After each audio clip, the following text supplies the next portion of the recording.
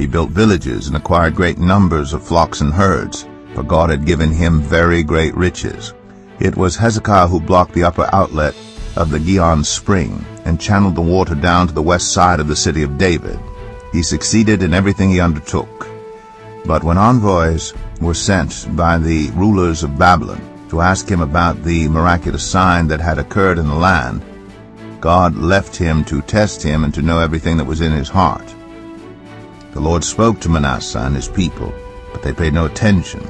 So the Lord brought against them the army commanders of the king of Assyria, who took Manasseh prisoner, put a hook in his nose, bound him with bronze shackles, and took him to Babylon.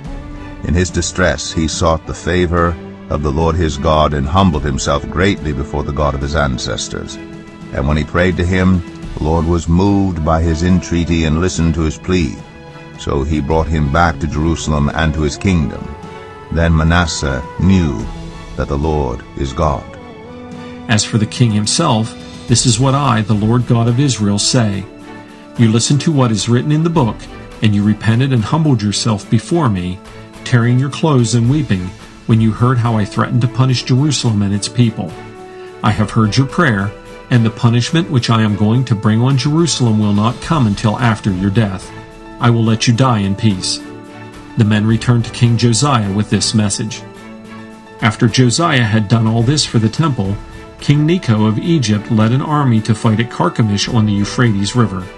Josiah tried to stop him, but Neco sent Josiah this message.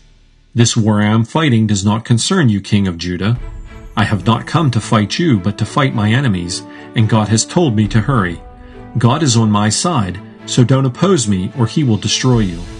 But Josiah was determined to fight. He refused to listen to what God was saying through King Neco, so he disguised himself and went into battle on the plain of Megiddo.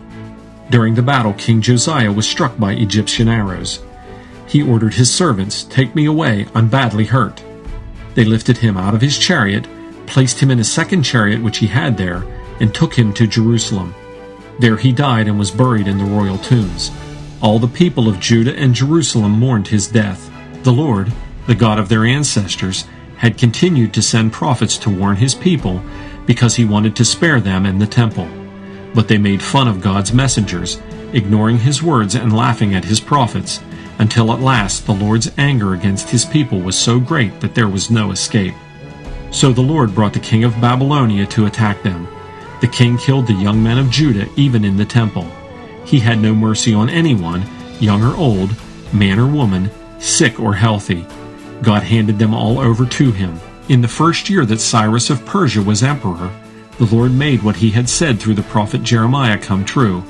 He prompted Cyrus to issue the following command and send it out in writing to be read aloud everywhere in his empire. This is the command of Cyrus, emperor of Persia. The Lord, the God of heaven, has made me ruler over the whole world and has given me the responsibility of building a temple for him in Jerusalem in Judah. Now, all of you who are God's people, go there, and may the Lord your God be with you.